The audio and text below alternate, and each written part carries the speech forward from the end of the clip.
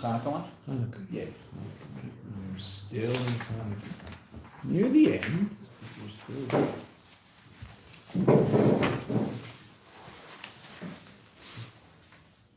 Okay, we did Vav and Zion last week, the end of the week, Thursday it is. We answered our questions about nighttime, 8. We also answered the question, it wasn't a question that we asked, but the Rebbe explained the Indian of until when can we light Hanukkah licht, meaning we start lighting at Shkia, but until when? So the Gemara says, Ad de kalya rigla de tamuda, ad shetichla regel min hashuk, is what the beis says. Until people aren't walking around in the market. And then the Gemara adds, ad shetichla regla de Tarmudai. So who are these Tarmudai? So these Tarmudai were people who evidently were very poor and walked around and picked up the last things in the market and picked up sticks and things, etc., etc. So what do they express in Pnimius? Tarmudai is Miloshin Moredes, same letters, the ones who rebel against the Kadosh Baruch Hu, that the power of the light of the Chanukah licht reaches even those places of rebellion and places of tremendous darkness and illuminate those places. Okay, maybe the coffee will help my throat. I don't know, all of a sudden I can't talk. Oh,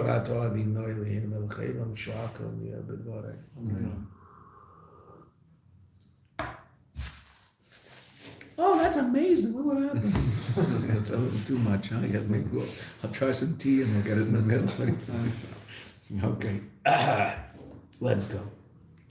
So now the Rebbe is going to explain the connection to Sukkot, which again, we explained only on a very superficial level to the extent that they're both 8 days. We also didn't explain the deeper problem that we had related to Sukkot, is why we're learning how to celebrate a miracle from the menorah based on that which happened on the Mizbeach. That was the Iker question of Sukkot, right? Okay. Valpi kol hanal, based on everything we've learned. Yuvan, we'll understand a vergleich, the comparison. The ner is Chanukah l'Sukkos, u'leparei chag. The Chanukah licht, the Sukkos, and the cows, the bullocks, not cows, bullocks. They were male cows. Ki inyan Sukkos, the whole Indian of Sukkos, v'gan inyan parei chag, and also the Indian of the bullocks brought, hu izgalus hamakifim. Sukkot is a very, very interesting holiday. I mean, we all just went through it relatively recently, so we might have sat in a few Farbrengens and heard about what Sukkot is all about. Sukkot is all about bringing into a state of revelation the makif of Rosh Hashanah and Yom Kippur. What does makif mean? Makif means a very lofty level of godly reality that doesn't express itself in revealed reality. Right? That's makif. Right? Something that's all-encompassing. Right? So makif can both be a positive term and can also be used actually as a negative term. When is it used negatively?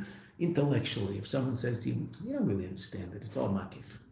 You haven't brought that down into your intellect, mamish. It's like floating around there, and there's a few ideas. We don't really understand it. You haven't brought it into pnimius. You haven't brought it down so that you can actually explain it. This is the beginning, this is the middle, this is the end.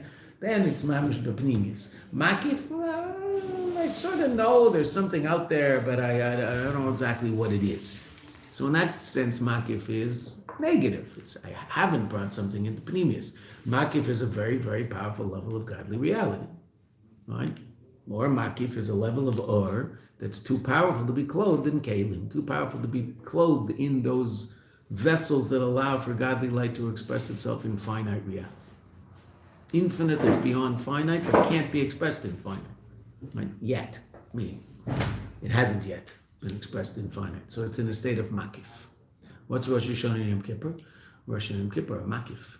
You and I are definitely affected by the incredibly powerful revelations of Rosh Hashanah and Yom Kippur. But does it bring about a real change in who we are? No. Who do I go back to as I'm eating the rugelach and drinking the soda and trying not to drink the Coca-Cola? When I say soda, I mean soda water. I mean seltzer. I have to be careful what I say here. Soda means Coca-Cola in America. Okay, seltzer. So I'm drinking the seltzer because I don't want to drink the Coca-Cola and the Sprite because that's like a horrible thing to put in your body in the best of times, especially when you haven't eaten for 26 hours. Okay, so you try, but have you completely transformed into that person that you were feeling like as you were davening the Ilah? No, it's a makif. It's exactly what it is. It's a makif, and it's good. It's wonderful. It's incredible. It's an example of makif. Inspiration is a makif. It's not who I am. Just inspired. So temporarily, I'm acting in a very, very inspired way. People are very into inspiration. It's a big problem. People worship inspiration. But inspiration isn't what's necessary. What's real? What's real is, am I doing what I'm doing when I'm not inspired? Everybody's a nice guy when they're inspired, right? How do you define a nice person? A person who's nice when they're in a bad mood. Everybody's nice when they're in a good mood. Right? The creepiest guy around is friendly when he's in a good mood. You know, your boss is an absolute animal and just a horrible, terrible person. When he says, hi, good morning, how are you? And then later in the afternoon, he's just so obnoxious and horrible and terrible and unfeeling. Okay. So inspiration's good. It's not that inspiration's a bad thing. It's not that we're anti-inspiration, but it's a makif. Right? It's the ultimate in makif. It's something that affects me positively, but isn't me yet. Right? So that means it's not real. That doesn't mean it's not nice. It's like it's been being inspired, waking up inspired and ready to go is the greatest. Okay, Beseder, but what separates I teach women so often. Sometimes now I say what separates the women from the girls, but here I can actually say what separates the men from the boys. I can actually say it, right? That what separates the men from the boys is when I'm not inspired, right? We've talked about that relative to marriage. I know this is very upsetting for people who aren't married, but you're not always inspired by your wife, right? The same way you're not always inspired by yourself, right? I mean, you wake up, oh, I'm so happy to be me. You're not always so happy to be you. Sometimes it's, I'm not unhappy to be me, but today I would just as soon stay in bed. Okay, fine, there are days like that. Everybody has days like that. Some people, every day is like that, but that's really depressing. But everybody has days like that. Mama said there'd be days like that. Mama said there'd be days like that. Mama said that? Yeah. Okay, well, don't listen to Mama. It's a song. Oh, it's a song. I'm sorry, I missed that song. So I'm glad I missed that song. That's a depressing song. Like, I'm glad I missed that song.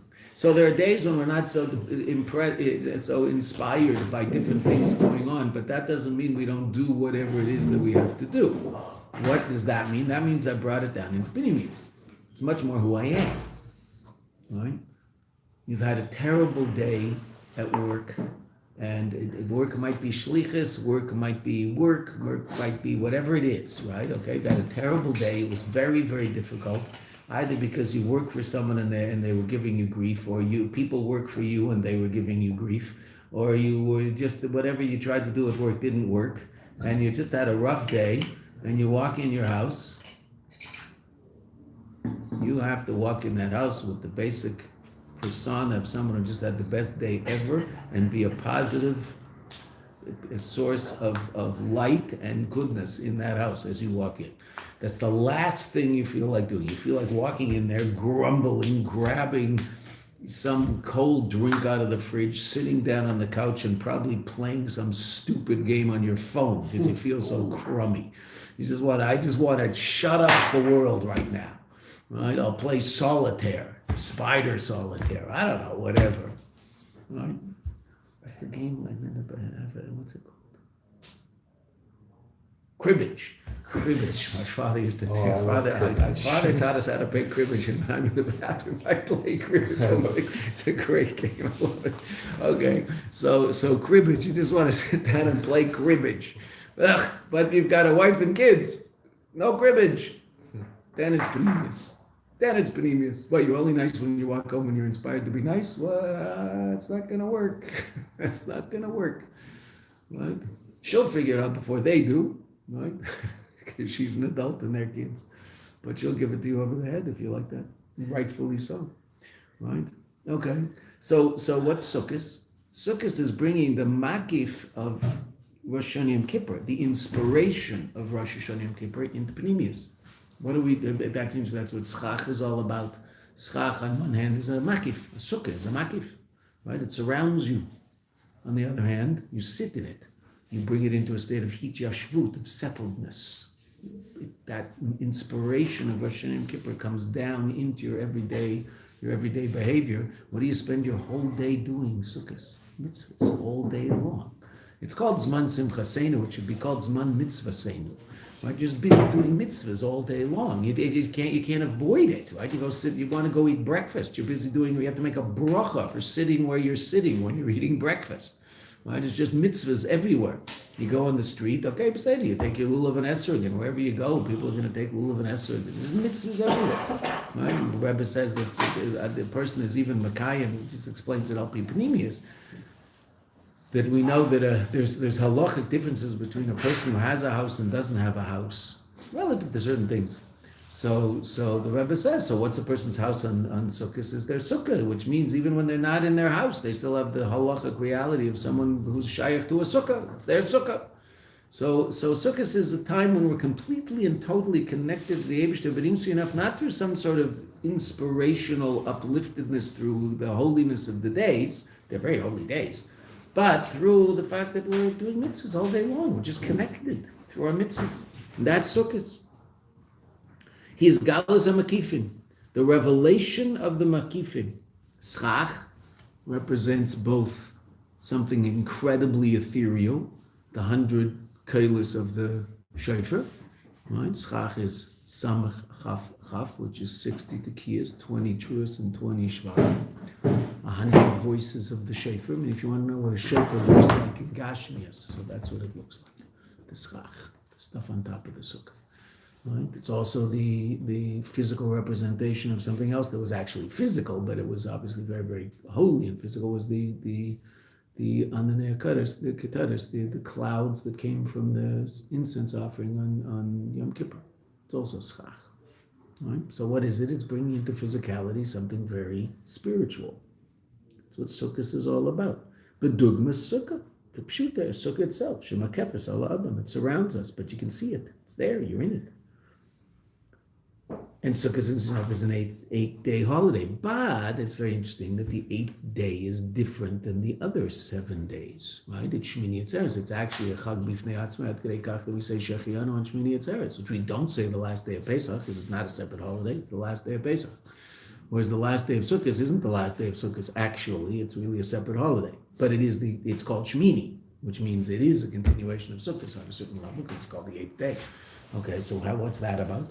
Ubeshmini the Sukkot. What's Shmini? It's Shmini Atzeres. What does Atzeres mean? What does the word Atzeret mean? You might see it now and then if you drive a car. Atzor. What does Atzor mean? Oh, you see it on a bus. Oh, like leave, exit? Stop. Right? That's what I mean, stop. Right? On the bus, when you press the button, hopefully you'll see a little red sign that says Atzor, and then you know the driver knows that you want to get off. Right? Okay. So that atzor means stop. Okay. Shmini Atzeres. So atzeres is to collect something, to gather it. Right. So what are we gathering? We're gathering all of the kedusha of Sukkot, all of kedusha of Tishrei B'chlal is being gathered together on Shmini Atzeres. What does that mean? It's coming into a state of panemius. Ushmini the Sukkot nimshachim hamakifin. They're all drawn down the makifin. All of these incredibly powerful, all-encompassing levels of godly reality, which is the sukkah also is, even though the mitzvah of the sukkah is yeshiva sukkah, as we said, hit yashvut, bring it into you calmly. It should be settled, which is hit yashvut, right? They talk about yishuvim, mit yashvim, right? People in Eretz Yisrael, they talk about yishuvim, settlements, right? People who live out there, settlers. The sukkah is nimshachim hamakifin netzarim gam b'pnimius, and it's, so to speak, stopped, meaning it's gathered in pnimius. But dugma is similar to haveda the Mesiras Nefesh to Chanukah. Right? How did we explain the Mesiras Nefesh of Chanukah? What's Mesiras Nefesh? Yechida shebenefesh. Yechida shebenefesh is that place in every single one of us that all of our powers are gathered together as one and completely focused on the Eibishter. All gathered together. Yechida shebenefesh. Yechida shebenefesh is, we talked about it, but it's something that often people think is shaykh to someone else, right? We tell stories about the Chassidim, Mysticism, Nefesh Degayir, we tell stories about the Mendel, etc. But it is important to understand, and this is, Moshe even asked, is that shaykh to me? Every single one of us has that level of soul called Yechida Shebenefesh. It's not just, when we talk about all the stories about people whose Yechida was touched, as Shaliach said something, and all of a sudden the person changed their whole life, and it's unbelievable, it's an incredible thing. So you don't have to be a drug addict in order to be, in order to have Yechida Shebenefesh. It can all of a sudden be. I heard an amazing story. It really is an amazing story. When they opened, the first Chabad house in the world was in Los Angeles, California. Rabbi Kaplan opened the first Chabad house on Daly Avenue. The Rebbe had, because the idea of a Chabad house was the Rebbe's Chiddush, that you could have a Jewish place. The Rebbe's idea when he talked about Chabad house in the early Laments was that there should be a place, a Jewish place where people who don't want to pray can walk in. Which is an interesting idea, right? In those days, what was there? Shuls. Be a shul or a beis medrash. So what if you didn't want to pray and you didn't want to learn? So you had to go into a bar, a coffee shop. Where would you go? Oh, so you go to a Chabad house. You go have a cup of coffee at a Chabad house, right? There'd be a Jewish place. There's also a shul there, but there could be a Jewish place that someone can walk into, even if they don't want to learn Torah necessarily, or don't want to daven at that point. They're already davened. Okay. So Chabad house, which we take for granted, which didn't exist for most of the world's history. L.A. The Rebbe asked immediately. Actually, I don't know whether that this was considered the asking or not, but I do know that Rabbi Kaplan always told the story that as soon as they finished opening up the first Chabad house, he flew back to New York with a key. You give the key right to someone. So he had the key to the Chabad house, the first Chabad house. And he had the key, and he had Yechidus with the Rebbe, and he gave the Rebbe to the key, and he said, "This is Schlüssel from Chabad house. This is the key from Chabad house." And the Rebbe said, "What's a Chabad house? Which Chabad house?" Well, there's only one, right? So which Chabad house meant? Well, what do you mean? There's only one? Well, there should be more, right? So I don't know whether that was the hurrah for the second one, or there was a specific hurrah. There must have been some specific hurrah, because the Rebbe said there's no question that the idea of the second one was definitely Berkeley, right? That was the second place the Rebbe wanted a Chabad house. So it took them a while to find someone to go. Chaim Chadrizhin was the person who actually went to Berkeley first, but it took them a while to find someone who would go. So there were 4 Rabbanim in L.A. There was Rabbi Kaplan, Rabbi Stillman, Rabbi Levitansky, Olav Shalom, and the famous Schwartzy, Shlomo Schwartz, Olav Shalom, who was the Shaliach on UCLA campus. He was like the first campus Shaliach, Schwartzy. So they took turns going to Berkeley until they could find someone who would go permanently. So for Sukkot, Schwartzy was there, and he had his lulav and esrog, and he was walking around, doing lulav and esrog on the campus in Berkeley. Some guy came up to him, he said, this guy, he was higher than Atzilus. I mean, who knows where he was and what he had put in his body, because this guy was out there. And Berkeley, right, late 60s, early 70s, so Avia Vesatuma. So it just, this guy was gone. So you're Jewish? Yeah. You want to shake lulav and esrog? Yeah, man. Okay. So he shook his lulav and esrog. And then Schwartzy said to him, if you really want to get high, you have to go spend Simchas Torah by the Lubavitcher Rebbe in Crown Heights. Now this is Sukkot, so it's not like there's a lot of time, right? So fine. Now it's interesting. Schwartzy generally did not push Rebbe. That was not his thing. That was not his thing. It's an interesting part of the story, because here he tells the guy, you got to go to the Rebbe. You have to go to 770 and see Simchas Torah by the Rebbe if you really want to be high. Okay. So Schwartzy happened to go that year for Simchas Torah. So he's in the bleachers. The place is packed. And not packed like it is now, but it was packed. And across in the bleachers on the other side, who's there? This guy is there. He sees me. He looks. So they can't talk to each other. So he goes, like, how'd you get here? Wow. How did he get here? He hitchhiked. Amazing. He hitchhiked. This guy heard from this crazy Jew this guy was also a little crazy, obviously, a crazy Jew in Berkeley that you want to get high, you want the real thing, go to Crown Heights. I don't know whether the guy had lunch before he left. I mean, who knows if he took any clothes. It's a different time. But he ended up in Crown Heights. Now, he must have gone right away because it's a 4-day drive. He talked to him on Sukkot. How long did he have?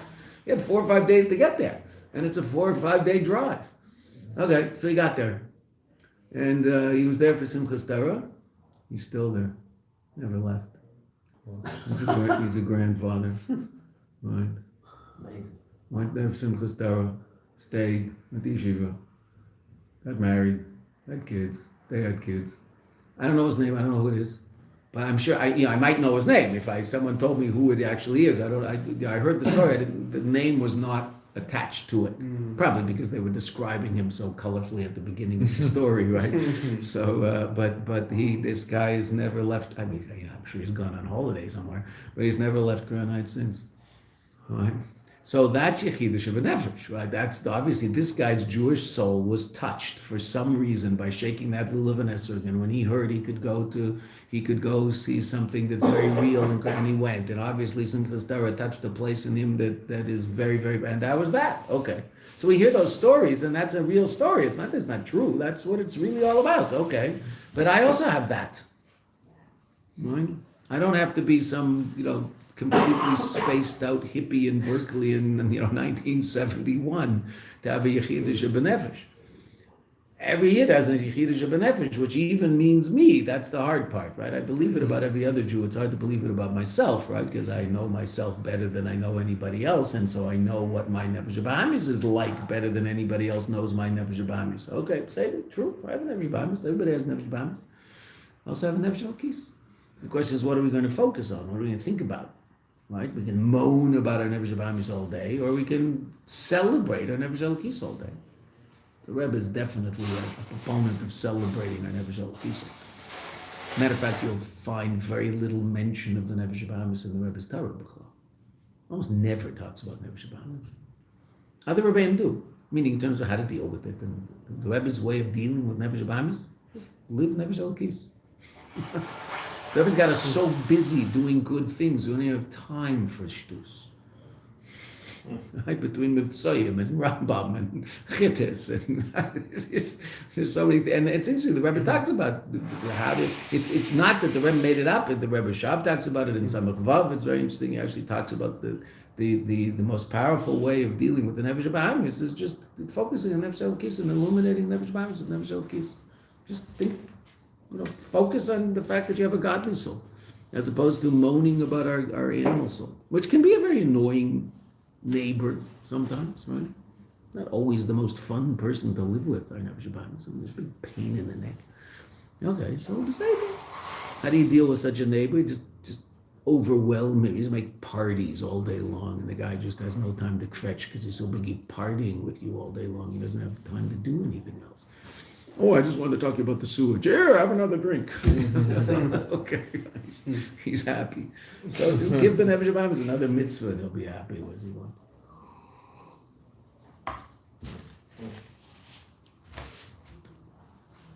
That's Yechidah.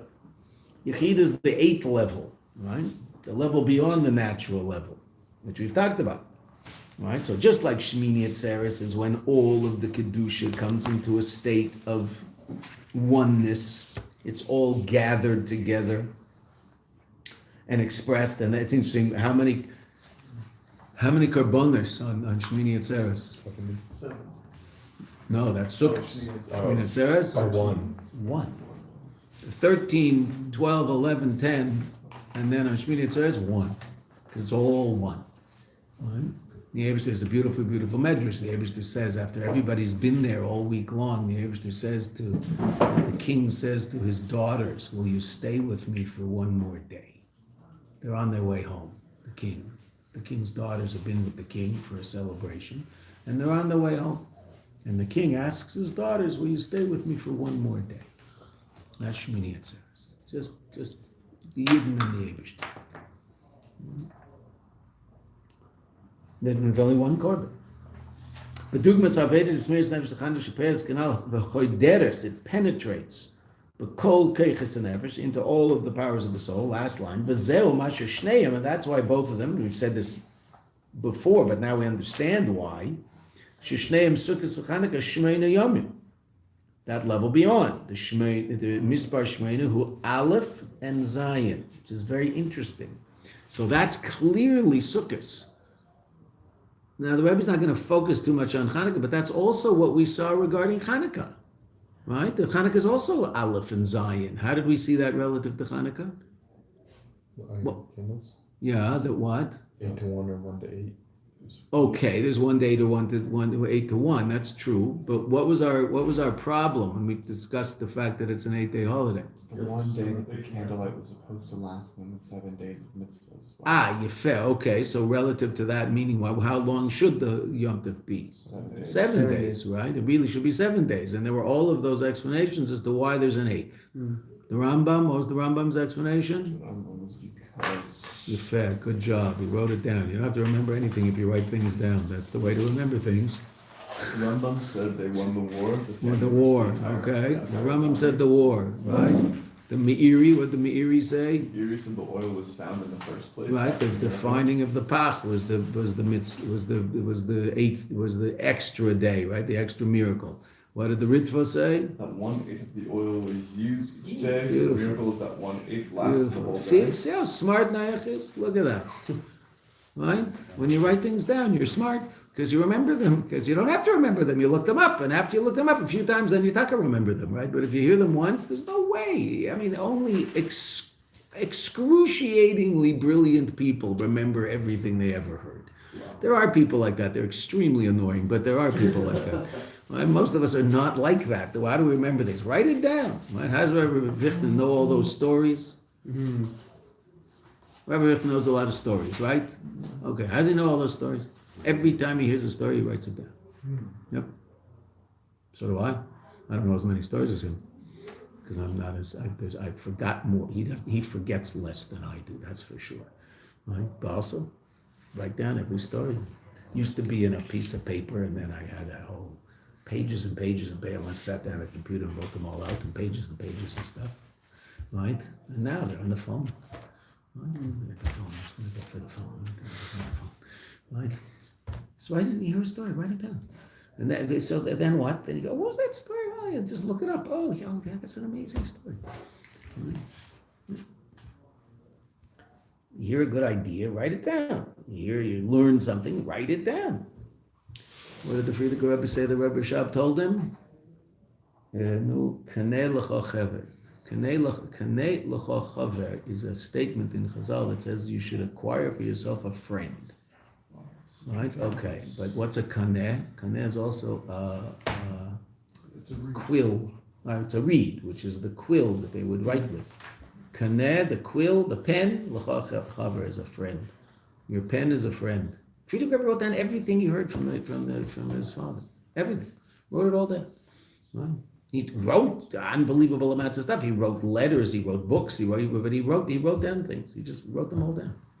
What's the picture we have of the Frierdiker Rebbe? You know, the most famous picture of the Frierdiker Rebbe. What's he doing? What's he got in his hand? There's a pencil in his hand. He's writing something. They say the Frierdiker Rebbe used to write. And then when people came in, he would talk to them for a little bit, and then at a certain point, he would just look down and start writing again, and they knew that it was over. That okay, they should leave.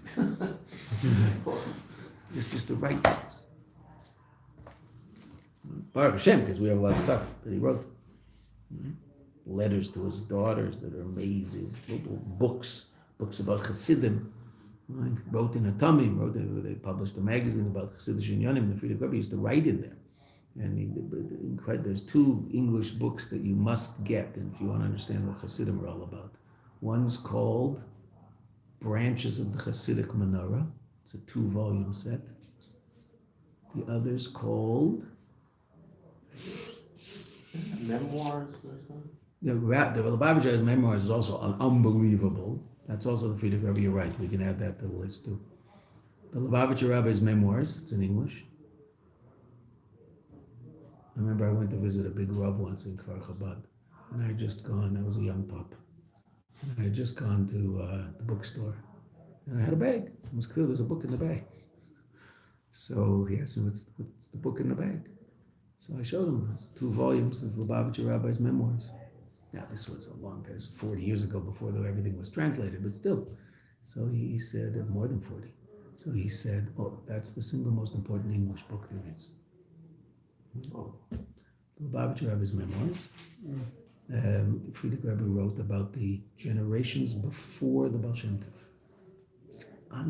Fascinating, absolutely fascinating about life in Europe, generations before the Baal Shem Tov, and what was going on and how people lived. It's incredible. And the Friedrich Rebbe has a way of writing. It's incredibly, he has this romantic way of writing things. It's astounding. Branches of the Chassidic menorah, he talks about different Chassidim. The Chassidic legacy. I'm sorry, I apologize. It's another book written by the same person, and the same person's name is Shimon Neubart, Neubort. So I'm sure if you look up branches of the Chassidic menorah, you will find also this other book that's 1 volume and is the translation of a letter about Chassidus that the Friedrich Rebbe wrote our Rebbe's wife, his daughter.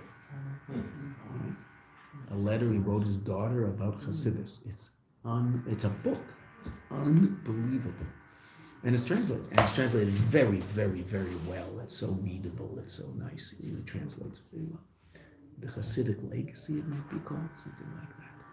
You have to read that. I mean, it's just, and it's very easy to read. It's very, very enjoyable reading. It's not like you have to learn it. You can just read it. It's just enjoyable. It's a great read. It's also very, very nicely written. The Lubavitcher Rebbe's memoirs, the translation is less, and I don't know who translated it, but the other 2, the translation is really, it's a pleasure to read. And it's you get a feel of what Chassidus is. You also get a feel of Friedrich Rebbe, the romantic side of the Friedrich Rebbe. It's so interesting. He writes the way he describes scenes and people, and it's astounding. So what you said is true. Those three pshatim, and why it's an 8-day holiday, because really there's a Havamina. It should be a 7-day holiday because the miracle was only 7 days. So even Hanukkah is Zion and 1 is 7 and 1. So obviously Sukkot is 7 and 1. Sha'echad, what's the echad? Sha'alamaylim ishtalshlus, nimshach is drawn down bezayin ishtalshlus. That the level beyond ishtalshlus, 1, the absolute unity of HaKadosh Baruch Hu, is brought down into the level of 7, which is the natural order, which is what we've been saying about Hanukkah all along. But it's not that it's simply a transcendent level. That's makif. We want the transcendent level to come into a state of revelation in revealed reality. That's Sukkot and that's Hanukkah, the Rebbe says. Right? And we'll see that that's what's so fascinating about Hanukkah. We mentioned it once earlier, now we'll see it in this paragraph. Just like the Neres Hanukkah affect the Riglu de Talmudai, the legs of the Talmudai, right? Remember, we thought that's what we mentioned at the end of Zion. Again, we mentioned at the beginning of Shir again today, but we'll say it again. So we'll remember, if anybody didn't write down, that the Rigla de Talmudai are those poor people who were the last people in the market. Okay, and they used to gather up sticks and things, and they probably didn't have enough money to have serious food for fuel in their house, etc., etc., etc. Okay, that's who they are in Gashmias. What are they in Ruchnias? The Hanukkah. Now, what's the halacha relative to them? What's the latest you can light a Hanukkah licht? Because it has to be, as we talked about on Thursday, it has to be presuma nisa. You have to publicize the nace. That means someone has to see your Chanukiah. So if you come back from Mitzoyim sometime late at night and your roommate is asleep, right? So, make a deal with your roommate before Hanukkah that if one of you gets back late at night and the other one is asleep and there's no one else awake, you can wake them up so they can watch your Hanukkah licht, right? Make such a deal with your roommate, okay? Because you need someone to watch your licht. Okay, so now if you all come back together on Mitzrayim, so there's going to be enough guys that you can see each other's. But if you're the only person around, so then you're not makayim the mitzvah, right? So if you light a Hanukkah licht at 3 a.m, and even if you put it in, we don't put it in the window, and we don't put it in front of the door. We put it inside our house. Okay, Beseder. So you put it inside your house and there's no one in the house. Or even if you put it in the window and there's no one on the street. You're not makayim the mitzvah. That's why also there's above 20 amas you can't light a Hanukkah lit. There's no one who can see it. We had an interesting question one year in it might have even been Yotes Kislev, and that's why we were thinking about it in terms of Hanukkah. Mayanot made a dinner in New York, and then we verbranged on like the 50th floor of this building. There was an apartment up there. I don't know what it was. Maybe it was a hotel. I don't know. There was a place up there. And we were verbranging up there, late at night after the dinner, and it was Manhattan. So right across the street, there were apartments, and it's not not such wide streets.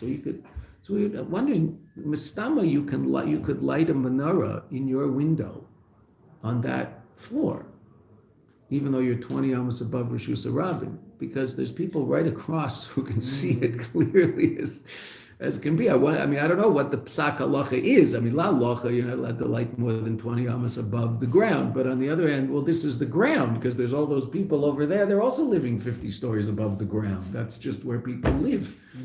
So I don't know how people paskin, but it'd be an interesting meaning. Obviously, in the hallway you can light because you're on the ground, right? But here you are, you're lighting it on the street, so to speak. And you're 50 stories above the street. So that's clearly 20. No one on the street sees this, that's for sure. But what about the people over there? They all see it. Right? So Jews should see it.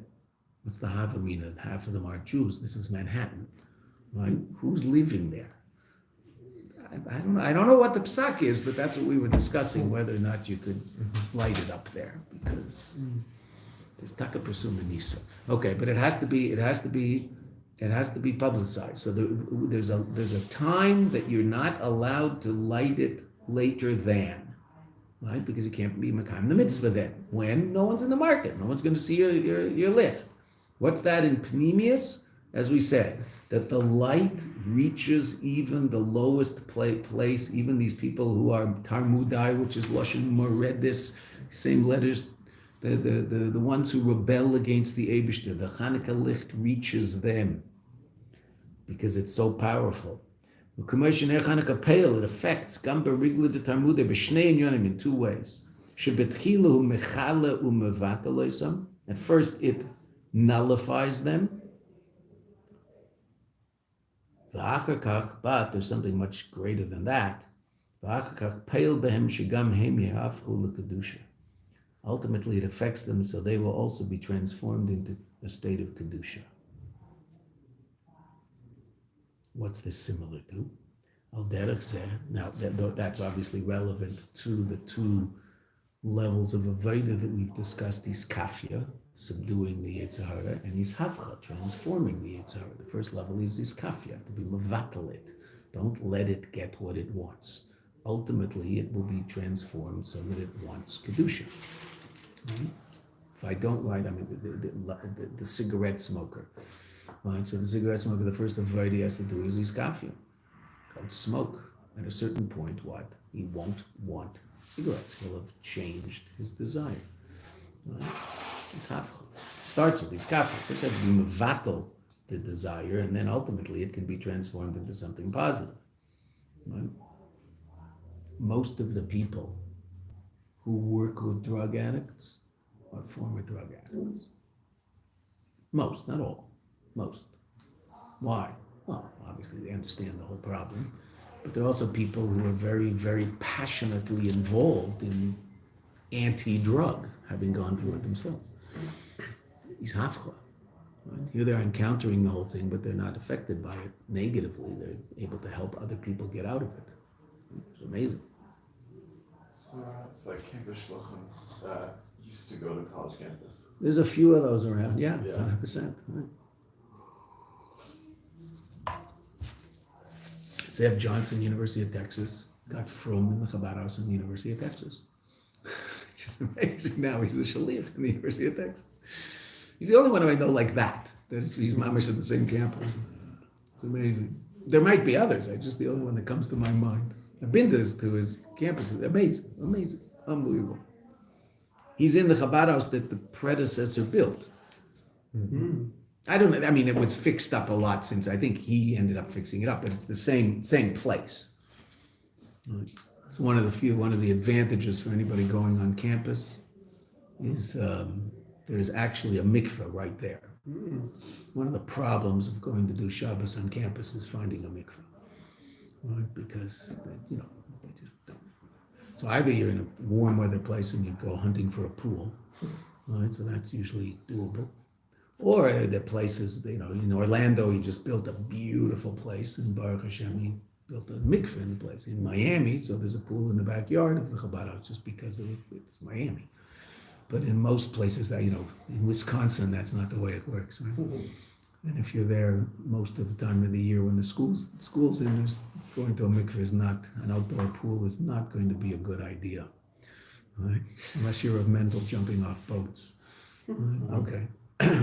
But Texas, right away, one of the first things the original Rav there did was he built a mikveh right in the back, so it's fantastic. I remember that very well from Shabbos in Texas.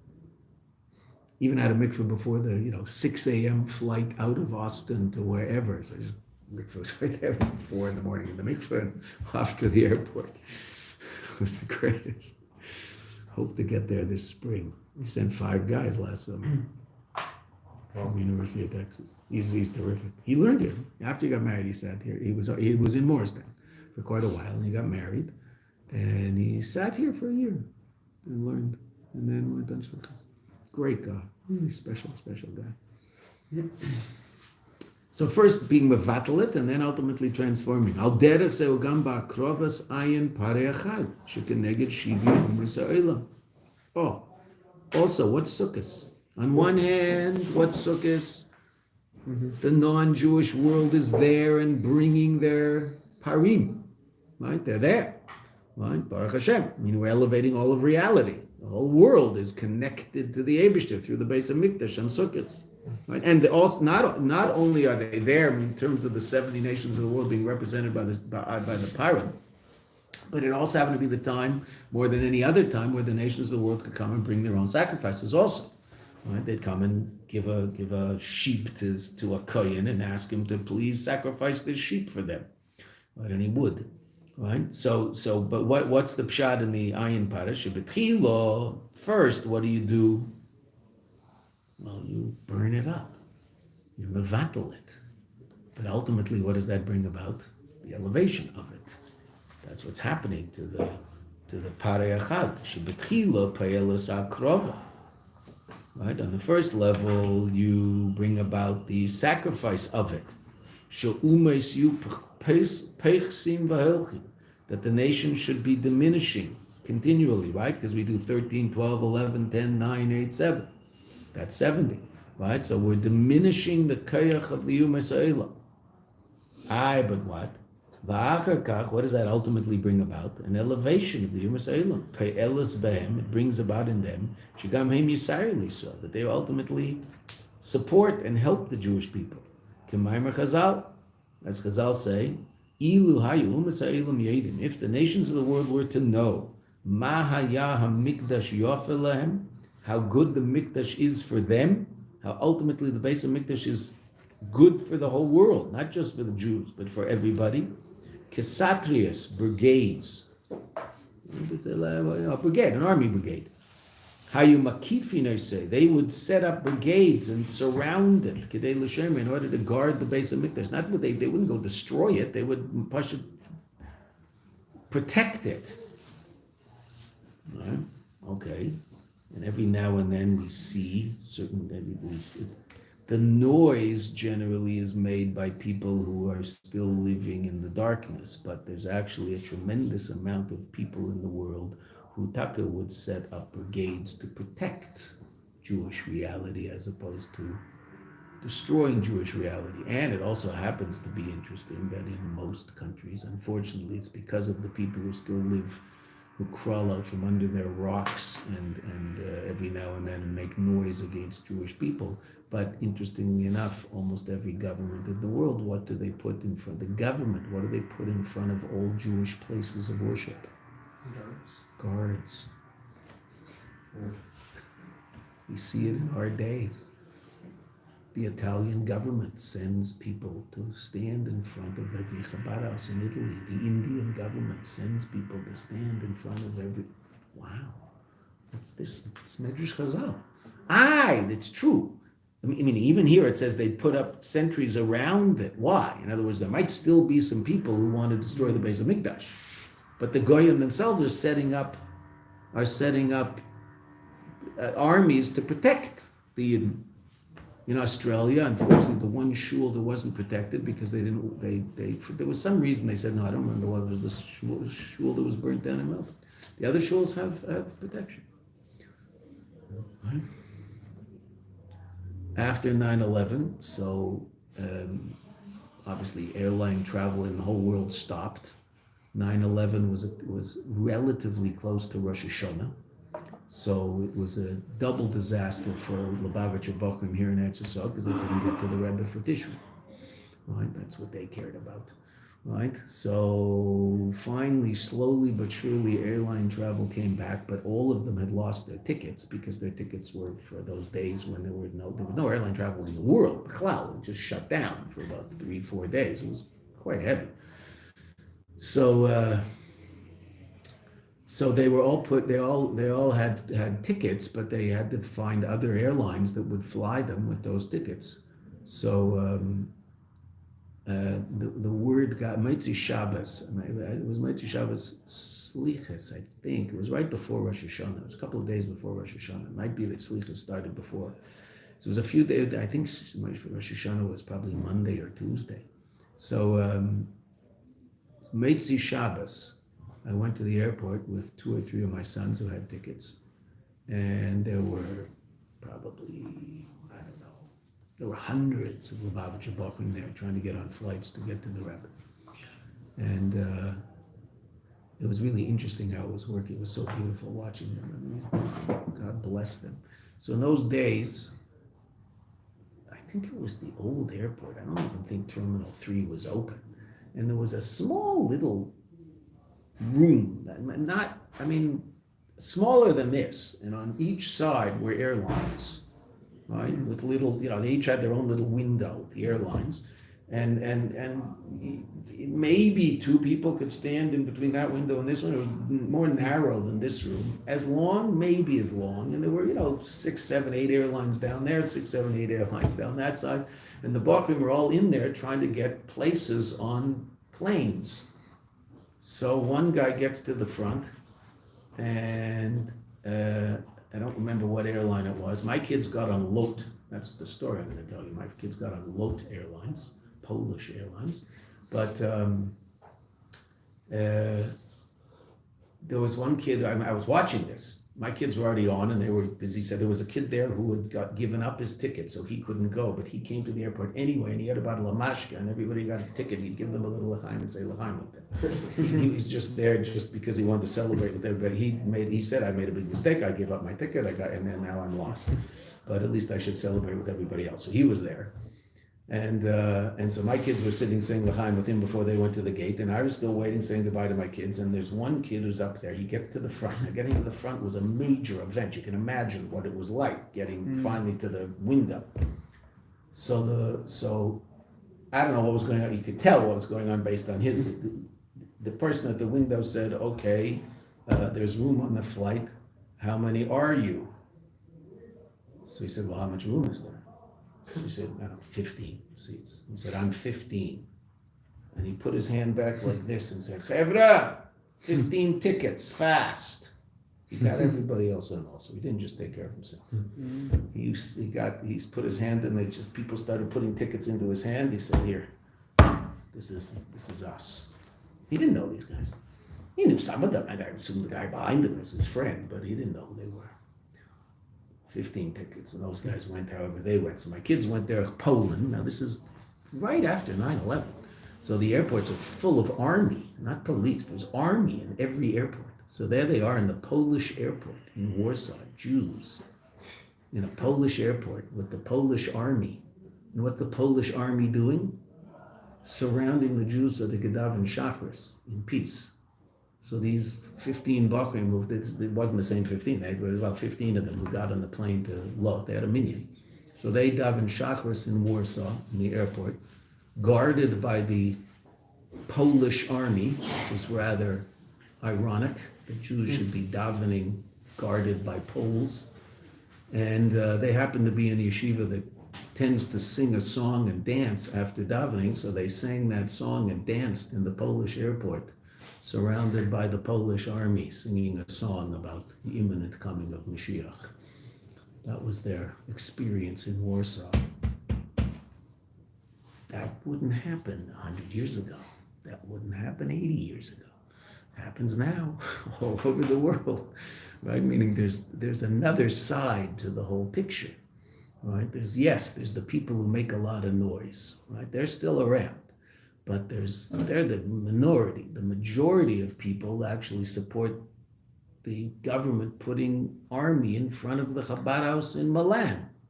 So when you walk to the Chabad, I mean all of them, but I mean the one I go to, right, the Chabad shul in Milan, when you walk into the shul Shabbos morning, there's there's a jeep and 3 or 4 Italian soldiers who are standing there, and they say, buongiorno, buongiorno to everybody as you walk in. You know, they come in, they get some coffee, they get something to eat. You know? What the Chazal say? The Umasalim knew how good it is. They'd set up brigades. Okay, so Baruch Hashem, they're figuring it out. So what's that? By virtue of taking the reality of the non-Jewish reality and bringing it into the Beis Hamikdash and making it part of the basic service in the Beis Hamikdash. Now that's the 7 days. Interestingly enough, by virtue of doing that, what does that bring about? This is such an incredible thing the Rebbe is saying. That brings about a revelation of the 8th level. Why is there a Shmini Atzeres? Why did the Eibishter say, so? Why the Moshel, right? But the Eibishter says to the Jewish people, you stay with me alone here. Why? Why did he say that to us on the 8th day? Well, how was the 8th day revealed? What was happening in the first 7? The build-up for the 8th day. They're all there. All the Goyim are there. So what does the Eibishter say? I want 1 day just with you. What brought about the revelation of the 8th day? 7 prior. And how? The Goyim being. The Umasalim were there. Because they were there, that brought about the revelation of the 8th day. So it's like chicken egg, which comes first, right? On a certain level, the 8th day is the 8th level is the revelation of that level where everything is connected to Elokus, right? Everything, all of reality is holy. Right? Okay. But in terms of Sukkot, it's so incredible by virtue of the Umas Ha'elim being part of the Avodah in the Beis Hamikdash on Sukkot. So they're transformed into an elevated. First, there's a level of destroying, limiting. Okay, korban, and the korban is diminishing. What's diminishing? The negative aspect of Umas Ha'elim, the negative aspect of the nations of the world is diminishing. What's being revealed as a result? The positive aspect. They're part of Kedusha. And ultimately, what does that bring about? It's so amazing. What does it bring about? The revelation of the 8th level. What's the 8th level? Shmini Atzeres. There would be no Shmini Atzeres if the Umas Ha'elim weren't in the Beis Hamikdash for the 7 days. Stay with me alone, just you. Well, if it's just you for 7, what do I need you for the 8th? I've been with you alone for 7. No, I've been with everybody for 7, so I want to experience just you. The very fact that they're there elevates everything. Because what's Mashiach all about? It's about Esav, it's not about us. That's what we've been learning about in the Chumash. Mashiach is all about the birur of Esav. Yitzchak thought it could happen straight through his brachas. Wrong. Right? Rivka was right. It has to go through Yaakov. Yaakov thought that maybe it's already happened. Maybe I can go be with Esav now. He saw, no, Esav isn't ready. Can't come to. I'll come to Seir. When? What's Rashi say? When's Yaakov going to come to Seir? Mashiach, Rashi and Chumash. When's he going to go? What was the whole parsha about? The whole parsha was about the rectification of Esav. Right? Okay. We finished with Esav. Like, we're not going to hear about Esav again until Yemaz Mashiach. Right? The end. Esav, who Edom, and that's it. No more Esav. It's not mentioned again in the whole Chumash. Right? Finished with them. Last pasuk in this week's parsha. The parsha we read yesterday. Right, now, what are we starting? The Geula process. What happens?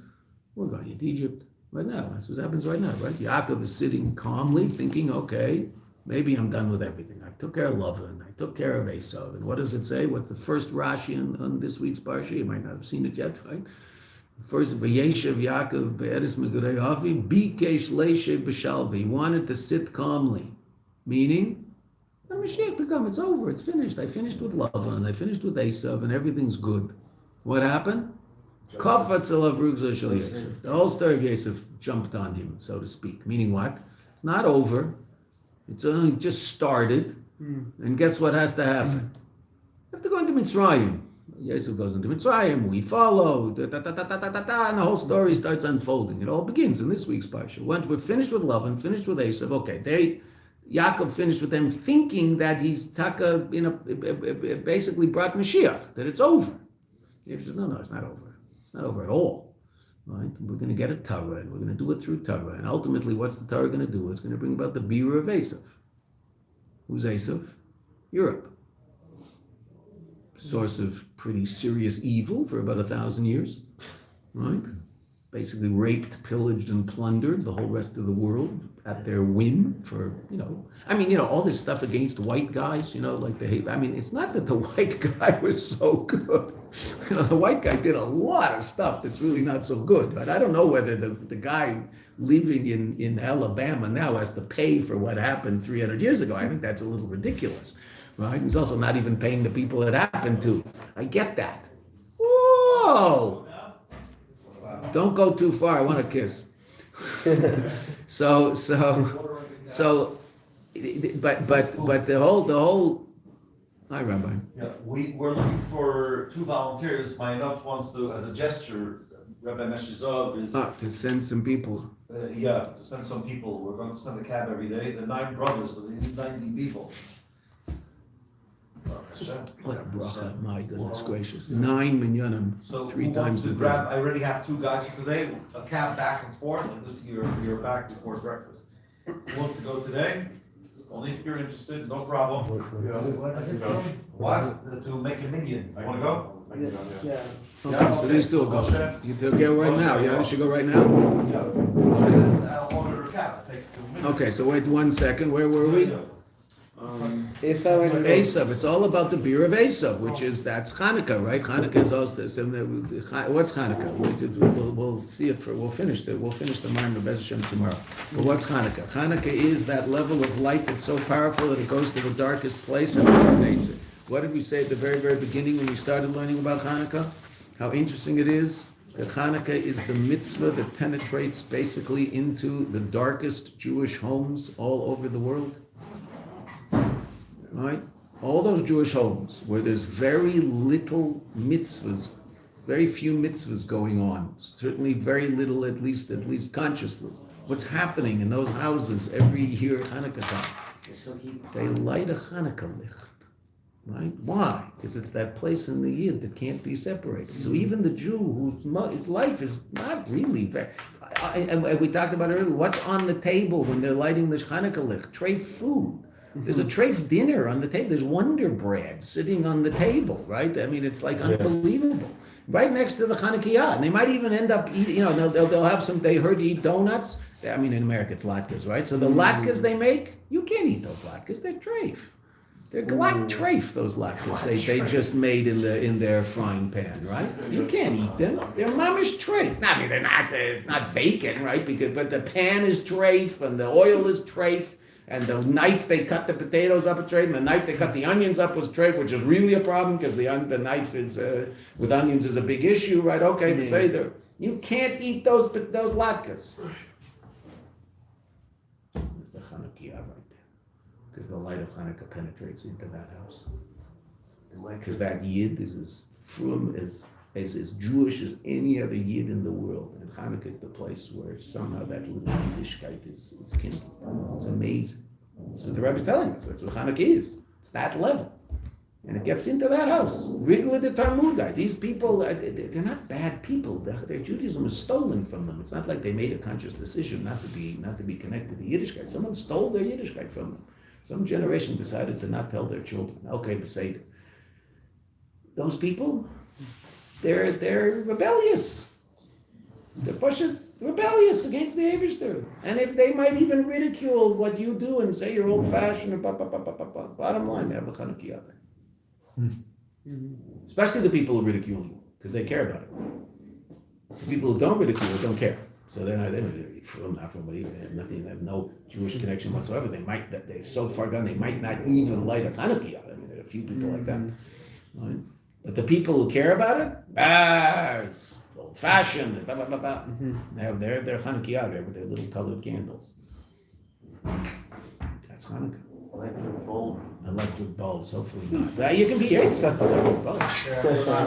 I was flying once Hanukkah. I made a terrible mistake and ended up stuck in New York on Hanukkah, and I had to come home and And I was on a plane.